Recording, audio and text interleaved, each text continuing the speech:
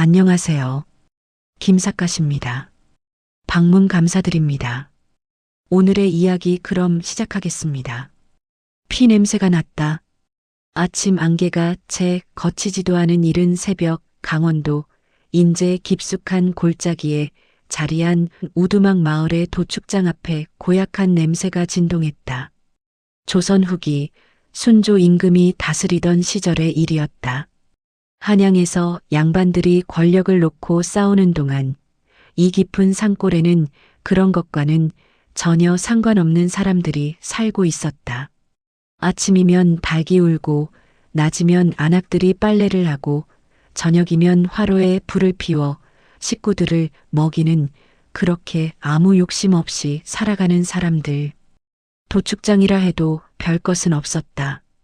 큼직한 통나무를 다듬어 만든 작업대 하나, 녹이 쓴 갈고리 몇 개, 그리고 소와 돼지를 잡는 날에만 꺼내 쓰는 서너 자루의 칼. 그것이 전부였다. 그리고 그 앞에 강만석이 서 있었다. 키는 6자를 넘었다. 어깨는 지게 2개를 나란히 얹어도 될 만큼 넓었다. 손은 웬만한 남자의 얼굴보다 컸고 목은 황소의 것처럼 굵었다. 무명배로 지은 짙은 회색 저고리는 양 어깨 솔기가 터지기 일보 직전이었고 허리에 두른 가죽 앙치마는 세월의 때가 켜켜이 쌓여 본래 색이 무엇이었는지조차 알 수 없었다.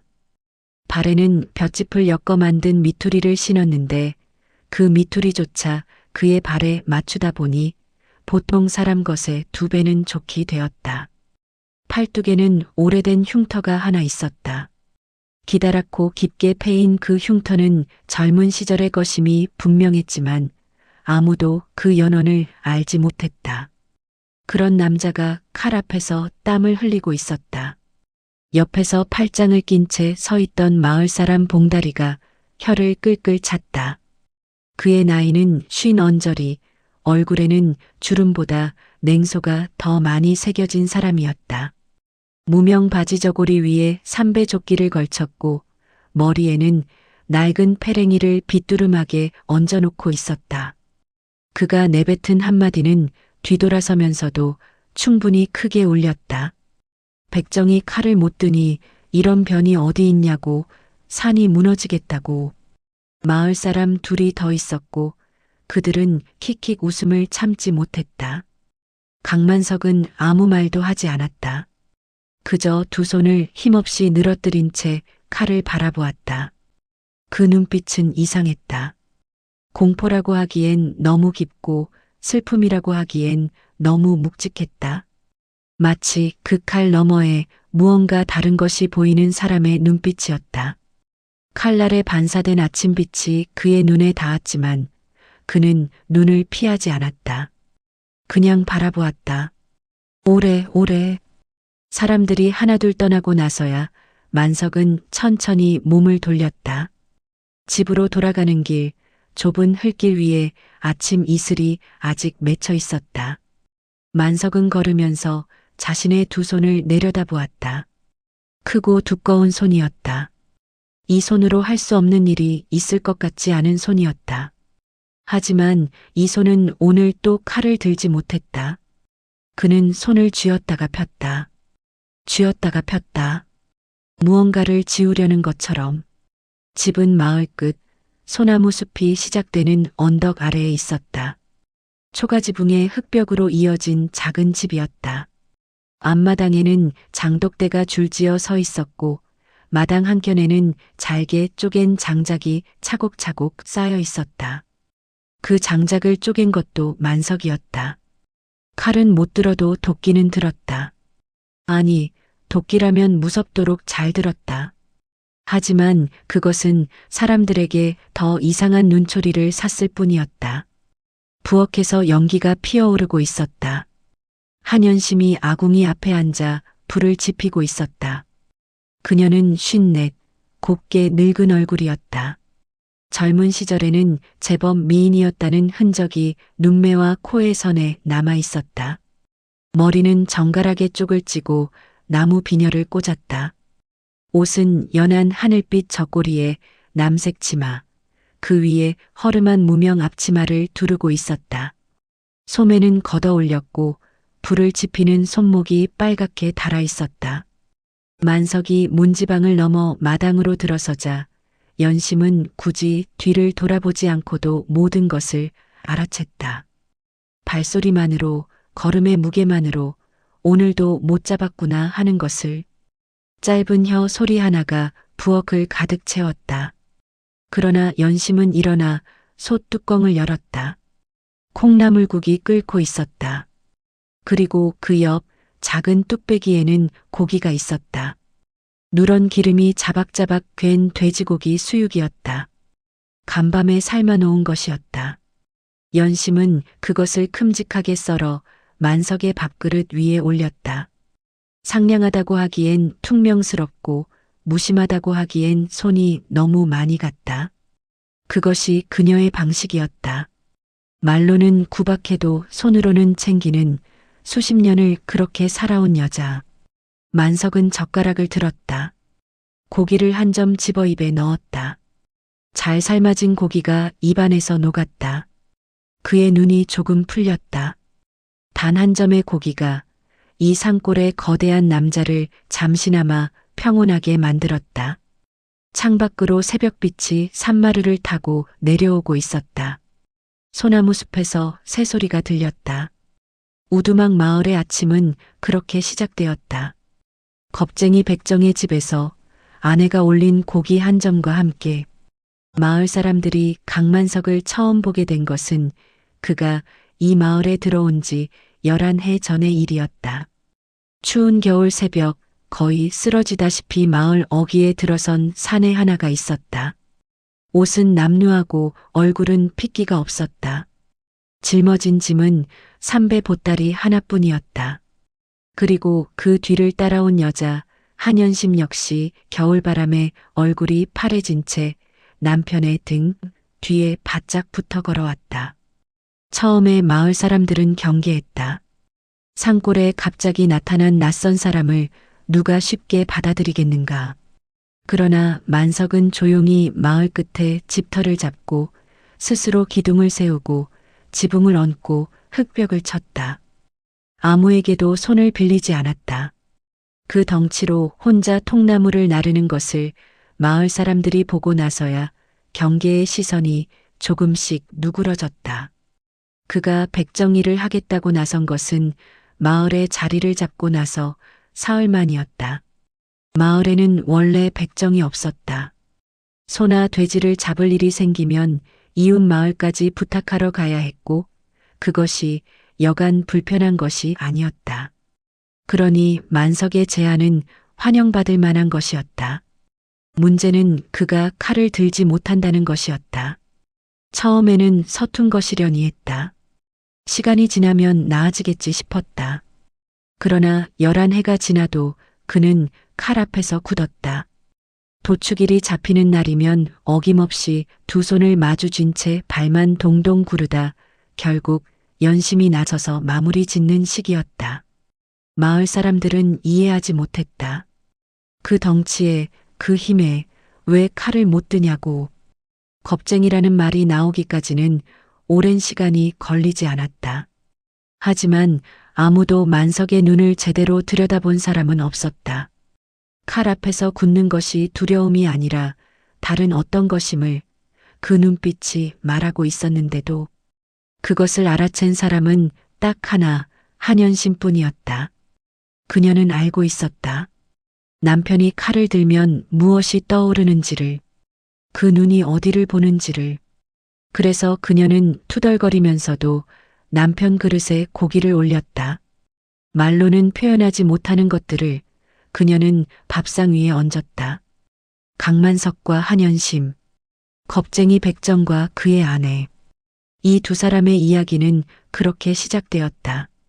조선 후기 강원도 깊은 산골, 소나무 숲 아래 작은 초가집에서 그날은 된장을 갈아야 하는 날이었다. 연심은 이른 아침부터 부엌 한쪽 구석에 놓인 맷돌을 끌어내기 시작했다. 크고 묵직한 화강암 맷돌이었다. 윗짝과 아랫짝을 합치면 능이 10관은 넘을 물건이었다. 보통 집에서는 두 사람이 함께 손잡이를 잡고 돌렸지만 이 집에서 맷돌 돌리는 일은 오래전부터 연심 혼자의 몫이었다. 만석이 도와준다 해도 힘 조절을 못해 번번이 콩이 튀어나갔기 때문이었다. 부엌은 좁고 낮았다. 아궁이 옆으로 선반이 하나 걸려 있었고 그 위에 항아리들이 줄지어 놓여 있었다. 천장에는 시래기 묶음과 말린 고추가 매달려 있었고 바닥은 다진 흙이었다. 가을이 깊어지면 부엌 안이 유독 어두워졌다. 오늘이 딱 그런 날이었다. 하늘에 구름이 잔뜩 끼어 햇빛이 들어오지 않았다. 연심이 맷돌 손잡이를 잡고 천천히 돌리기 시작했다. 삐걱, 삐걱. 오래된 소리였다. 이 집에서 수없이 들어온 소리였다. 바깥에서는 만석이 장작을 패고 있었다. 도끼 소리가 규칙적으로 들려왔다. 쿵, 쿵, 쿵. 그 소리와 맷돌 소리가 이상하게 맞아떨어져 부엌 안을 가득 채웠다. 그때였다. 선반이 흔들렸다. 삐걱거리는 소리가 났다. 연심은 잠깐 맷돌 손잡이에서 손을 뗐다. 선반 위를 올려다보았다. 항아리들이 가만히 있는 것을 확인하고 다시 맷돌을 잡으려는 순간이었다.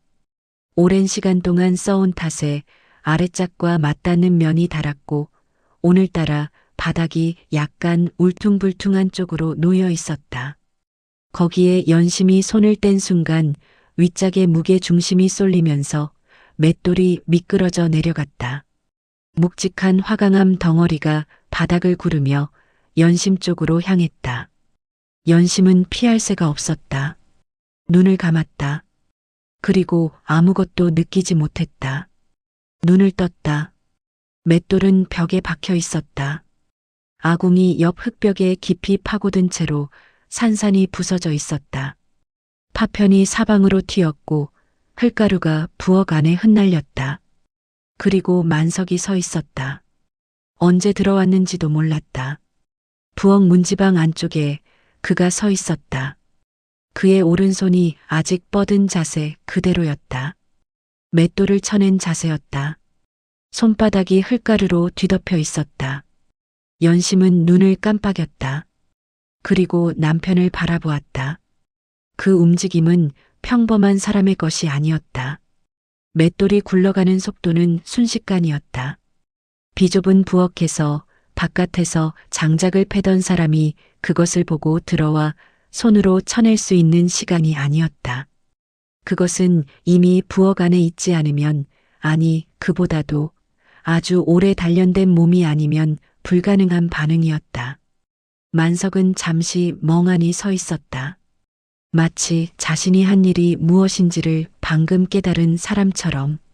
그의 눈이 빠르게 움직였다. 뻗었던 손을 천천히 내렸다. 아무렇지 않은 척, 자연스러운 척 하려는 움직임이었다. 놀라서 그만 몸이 먼저 움직여버렸다는 듯이 얼버무리는 표정이었다. 연심은 그 얼굴을 가만히 들여다보았다. 58회를 살아온 얼굴이었다. 주름이 깊었고 흙빛이 배어 있었다. 하지만 지금 이 순간 그 얼굴에는 평소에 없던 무언가가 잠깐 스쳐 지나갔다. 그것이 무엇인지를 연심은 정확히 짚어낼 수 없었다. 확실한 것은 단 하나였다. 저 사람은 내가 아는 것보다 더 많은 것을 감추고 있다는 것. 두 사람은 말없이 깨진 맷돌 조각을 주워 담았다. 비좁은 부엌 안에서 나란히 쪼그려 앉아 그릇에 담기지 않는 것들은 밖으로 쓸어냈다. 그 과정에서 두 사람의 손이 한 번 스쳤다. 만석이 먼저 손을 거두었다. 연심은 못 본 척했다. 일이 끝나고 만석은 마당으로 나갔다. 파이프에 담배를 채우고 연기를 피워 올렸다. 별이 하나둘 나오는 하늘을 바라보며 눈을 가늘게 떴다. 그리고 오른 손바닥을 펼쳐 바라보았다. 낮에 맷돌을 쳐낸 손이었다. 아무런 통증도 없었다. 화강암 덩어리를 맨손으로 쳐냈는데도 그것이 문제였다. 아무렇지도 않다는 것이 부엌에서 그릇 부딪히는 소리가 들렸다. 연심이 설거지를 하고 있었다. 만석은 그 소리를 들으면서 손을 꽉 쥐었다. 오랫동안 아무것도 하지 않았다. 마음속에서 무언가가 조용히 흔들리고 있었다. 장날은 보름에 한 번이었다. 우두막 마을에서 두 마장쯤 떨어진 곳에 읍내 장터가 섰다. 각지의 농산물과 생필품, 약재, 옷감이 모여드는 날이었다. 이날만큼은 마을 사람들이 너나 없이 집을 나섰다. 안악들은 팔 것을 이고지었고 사내들은 살 것 목록을 머릿속에 깨었다. 연심도 장에 나갔다. 이른 아침부터 준비했다.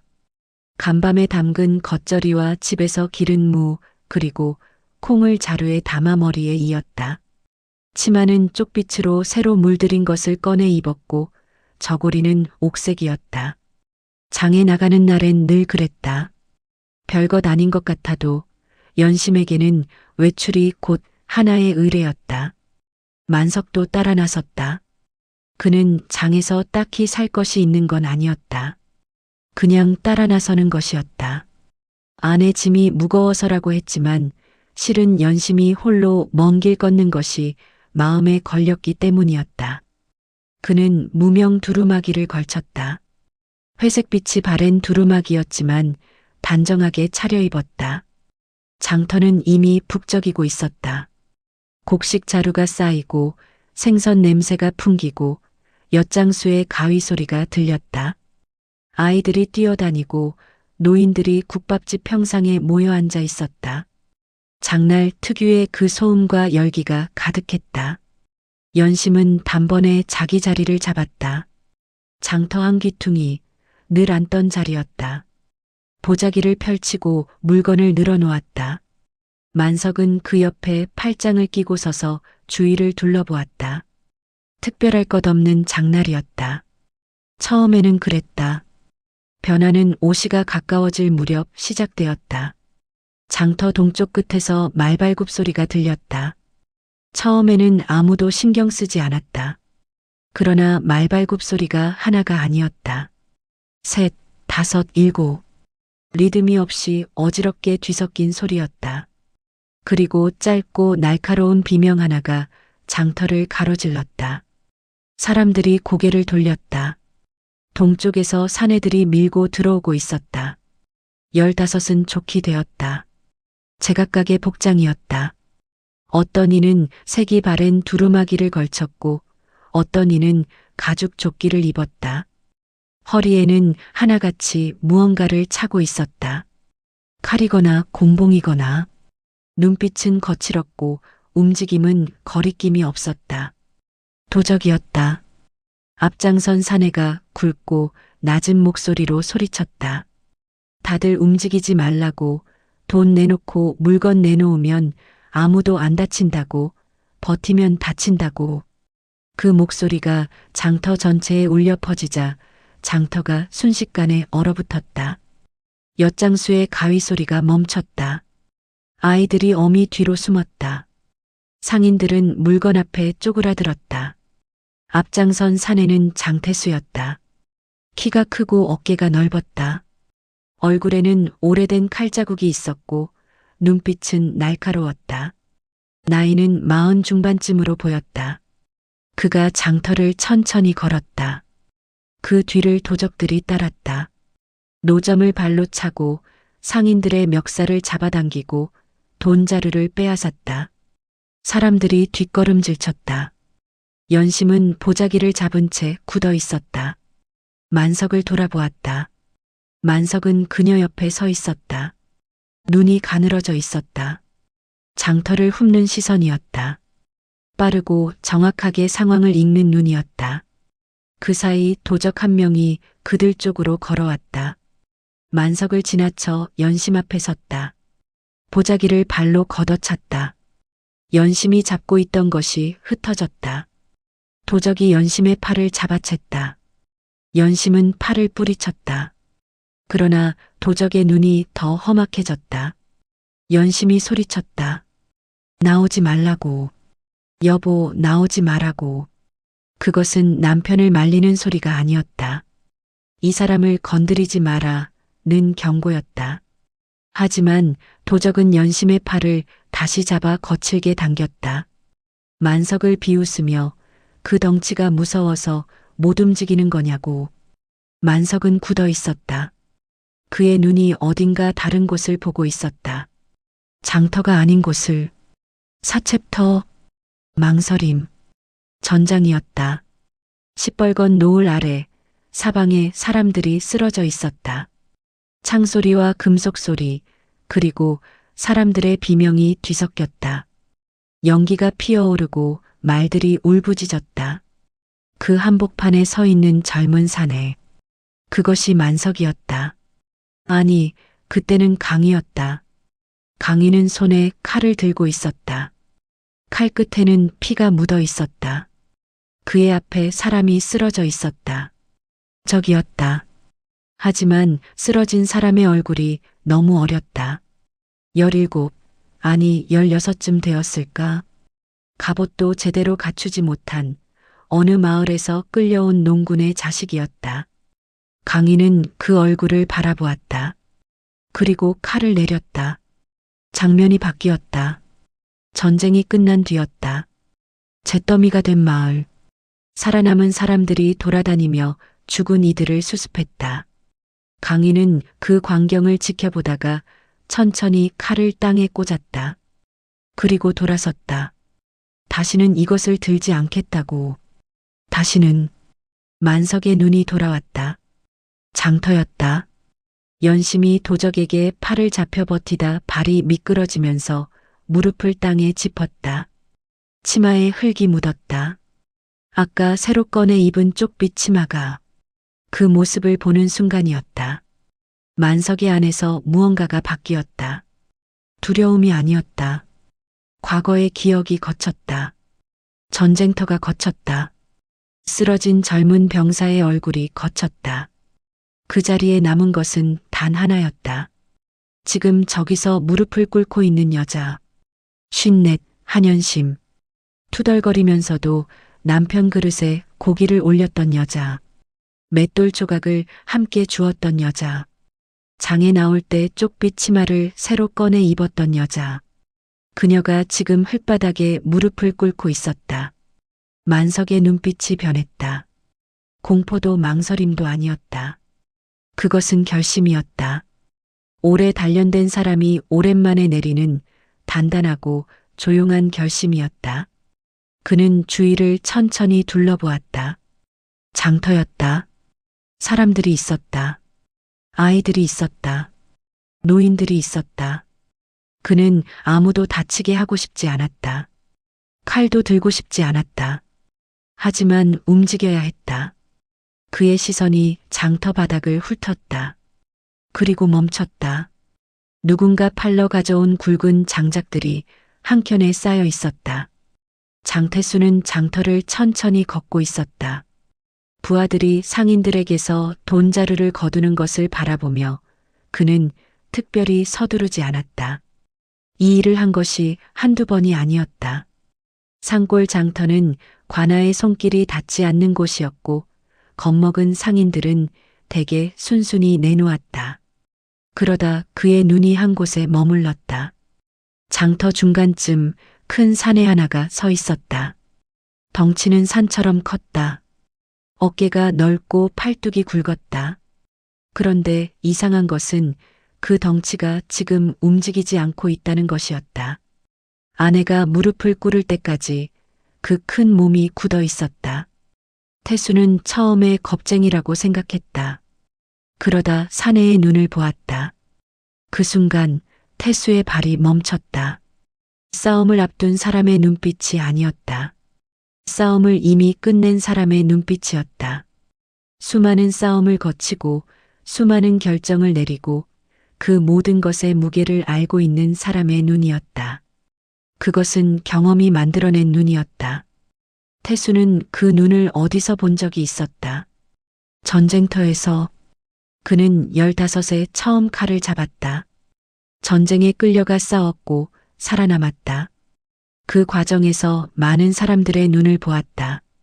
두려운 눈, 분노한 눈, 포기한 눈, 그리고 아주 가끔 훈련된 눈을 가진 사람들을 보았다. 아무리 상황이 거칠어져도 흔들리지 않는 눈. 10년 전, 태수는 전쟁터에서 한번 그런 눈과 마주쳤다. 왕실의 호위무사였다. 강이라는 이름이었다. 날카롭고 빠른 사람이었다. 전쟁이 끝난 뒤 칼을 내려놓고 어딘가로 떠났다는 말이 돌았다. 지금 저 산에 태수는 눈을 가늘게 뜨고 그를 바라보았다. 이미 늙었다. 머리에 흰 것이 섞였다. 얼굴에는 주름이 깊었다. 하지만 저 자세, 저 눈, 무게중심이 어디에 있는지, 발이 어떻게 놓여 있는지, 그것은 훈련받지 않은 사람의 것이 아니었다. 설마, 강희. 두 사람의 눈이 잠깐 마주쳤다. 찰나였다. 하지만 그 안에 많은 것이 있었다. 알아보는 것, 확인하는 것, 그리고 각자의 방식으로 대응을 결정하는 것. 만석은 먼저 시선을 거두었다. 그리고 장작 더미 쪽으로 걸었다. 장작 더미는 장터 한쪽 귀퉁이에 있었다. 산에서 해온 소나무 장작들이 거칠게 쌓여 있었다. 팔러 가져온 나무꾼의 것이었다.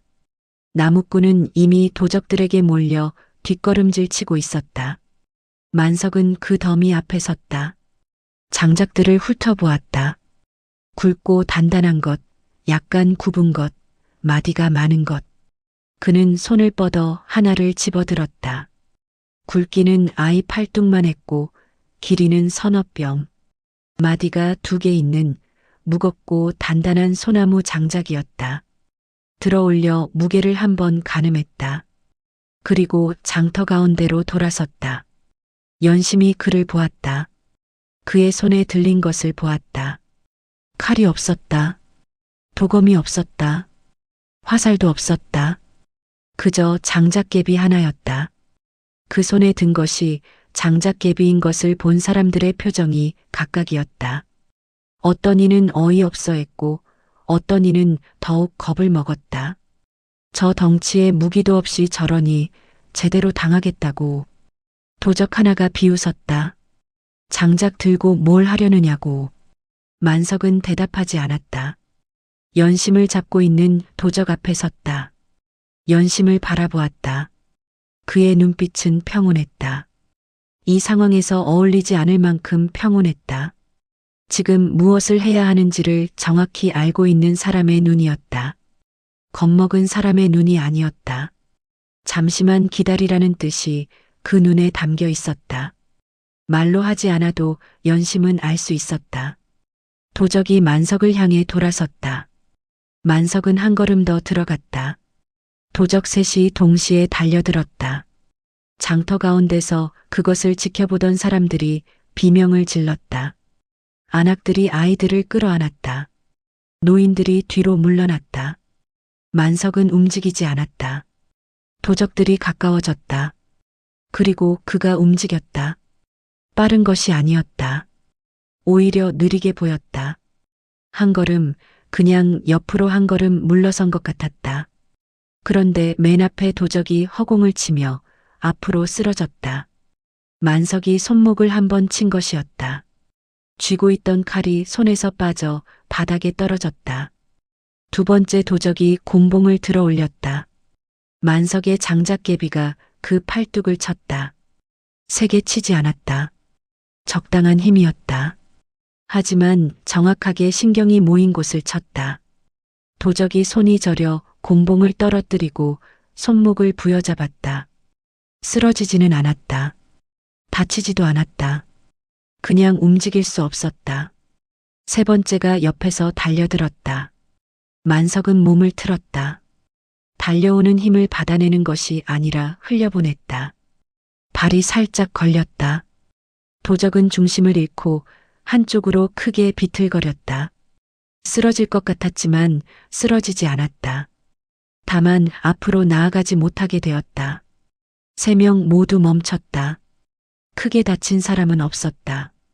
칼을 빼앗긴 것, 손이 저린 것, 발이 걸린 것. 하지만 아무도 더 이상 다가오지 못했다. 장터가 잠잠해졌다. 아까까지 북적이던 소음이 사라졌다.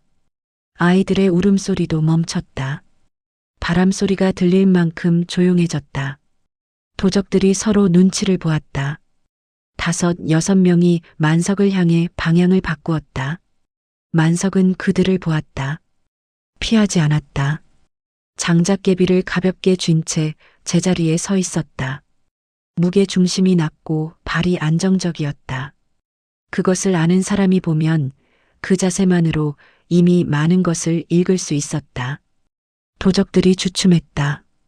달려드는 것이 분명 불리하다는 것을 몸이 먼저 감지한 것이었다. 연심이 바닥에서 일어났다. 치마에 흙을 털었다. 눈이 뜨거웠지만 눈물은 흘리지 않았다.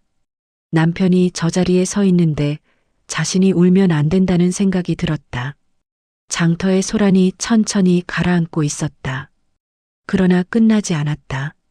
장태수가 직접 앞으로 나섰기 때문이었다. 장태수는 서두르지 않았다. 부하들이 주춤하는 것을 보면서 그는 오히려 느리게 걸어왔다.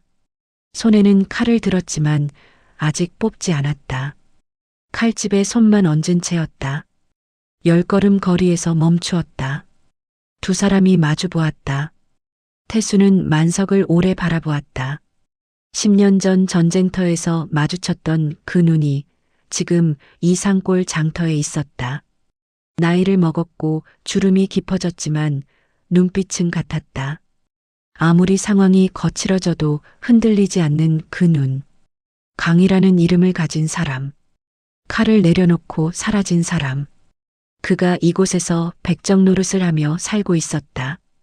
태수는 천천히 칼집에서 손을 뗐다. 그리고 달려들었다. 칼을 뽑지는 않았다. 빠르고 무거운 몸으로 그냥 들이밀었다. 그 몸집과 속도라면 보통 사람은 튕겨나갔다. 만석은 한쪽으로 비켜섰다. 태수의 몸이 지나가는 방향으로 살짝 손을 얹었다. 흘려보내는 것이었다.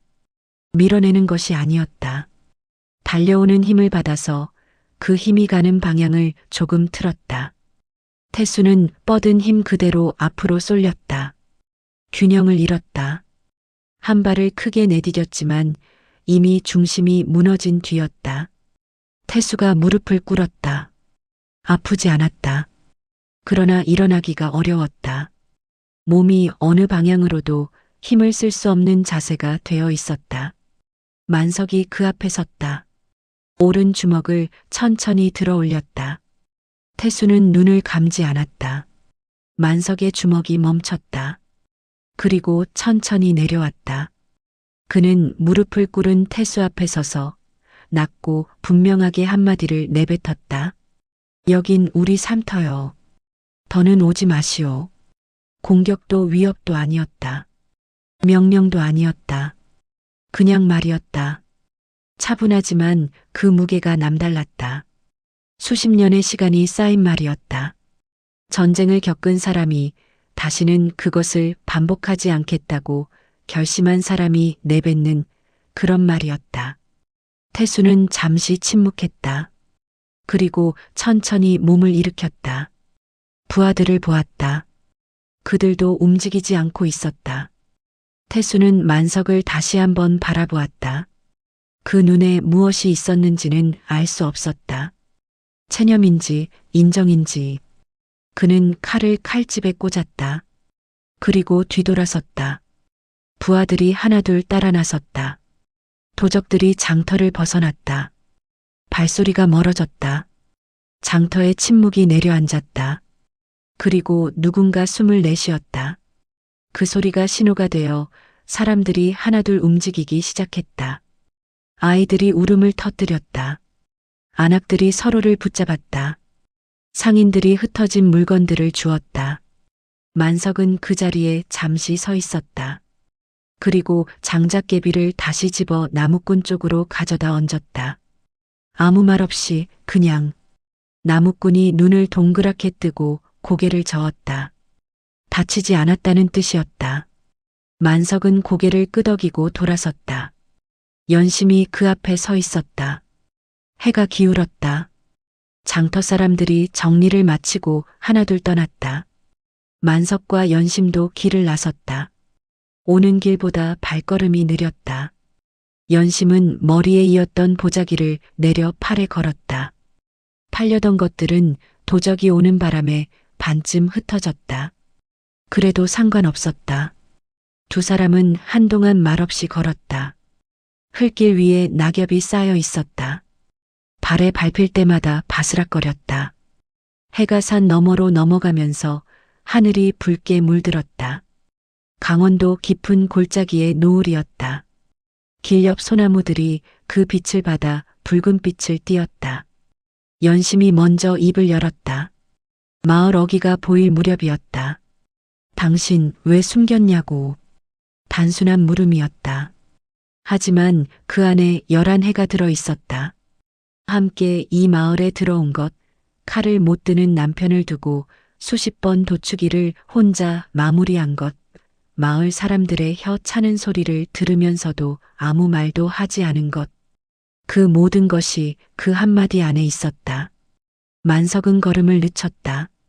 힘은 쓰기 쉽지만 다시 내려놓는 건 어렵다고 그는 말했다. 천천히. 한때 잘 싸웠노라고. 싸우는 것 외에는 할 줄 아는 게 없다고 생각했던 때도 있었노라고.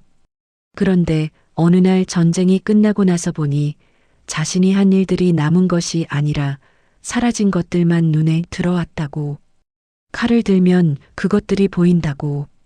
눈앞에 사라진 얼굴들이. 그래서 못 드는 것이라고. 겁쟁이라서가 아니라고. 연심은 걸음을 멈추지 않았다. 그냥 걸었다. 그 말을 옆에서 들으면서 잠시 후 연심이 말했다.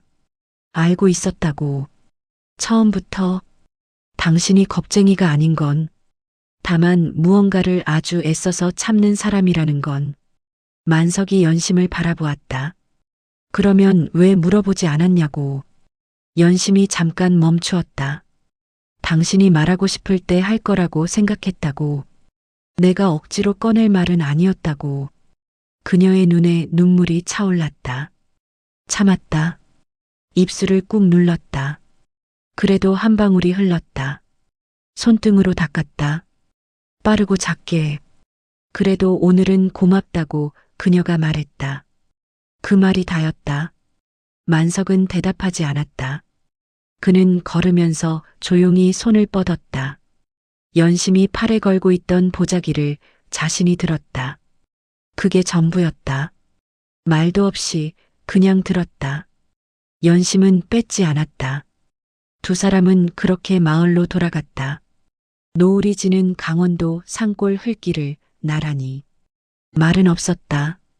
하지만 오랫동안 무겁게 눌려있던 무언가가 조금 가벼워진 것 같았다. 두 사람 모두에게. 집에 돌아와서 연심은 오랫동안 아궁이 앞에 앉아 있었다. 불을 지피지 않았다. 그냥 앉아서 제가 남은 아궁이를 바라보았다. 만석은 마당에 나가 하늘에 별이 차오르는 것을 바라보았다. 오늘 이 침묵은 평소와 달랐다. 무거운 침묵이 아니었다.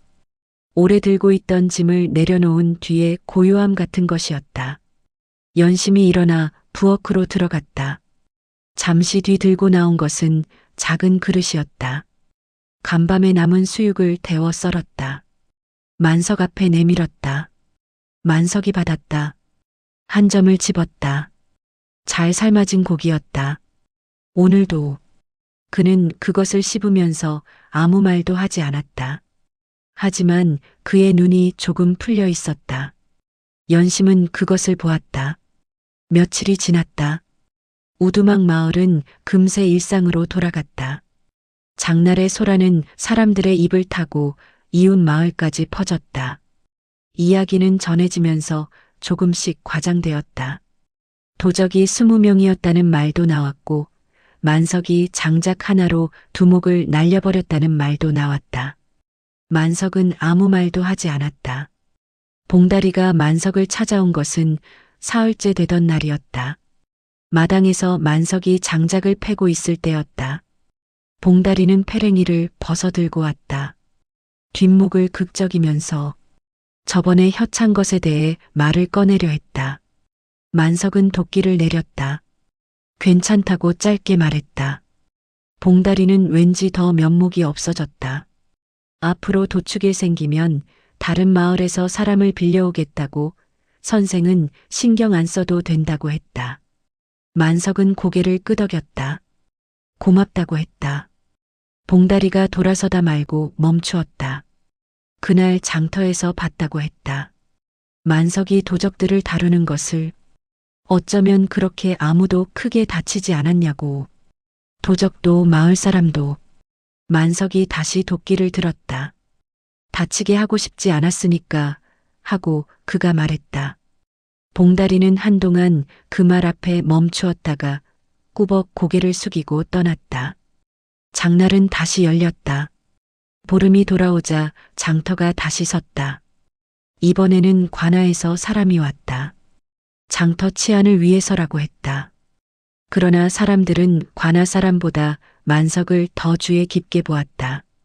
노인 하나가 만석 곁을 지나가며 고개를 살짝 숙였다.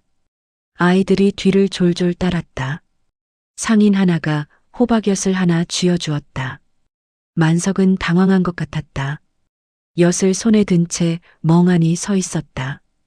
연심이 옆에서 낮게 말했다. 그냥 받으면 된다고. 오히려 어색하게 굴면 더 어색해진다고. 도축일이 또 돌아왔다. 만석은 오늘도 칼 앞에 섰다. 그리고 오늘도 들지 못했다. 그것은 바뀌지 않았다. 연심이 앞치마를 두르고 나섰다. 비키라는 짧은 한마디와 함께 만석이 옆으로 비켰다. 연심이 칼을 들었다.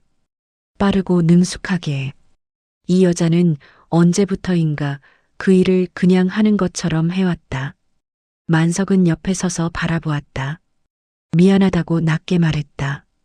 매번 이 일을 당신이 하게 해서. 연심은 칼을 잠깐 멈추었다. 미안하다고 하면 다음엔 당신이 하게 되는 거냐고 그녀가 물었다. 아니라고 만석이 말했다. 그럼 됐다고 연심이 말했다. 대신 장작은 당신이 패는 거니까 공평한 거라고. 만석은 한동안 아무 말도 하지 않았다. 그리고 낮게 웃었다. 작은 웃음이었다. 거의 소리가 나지 않는.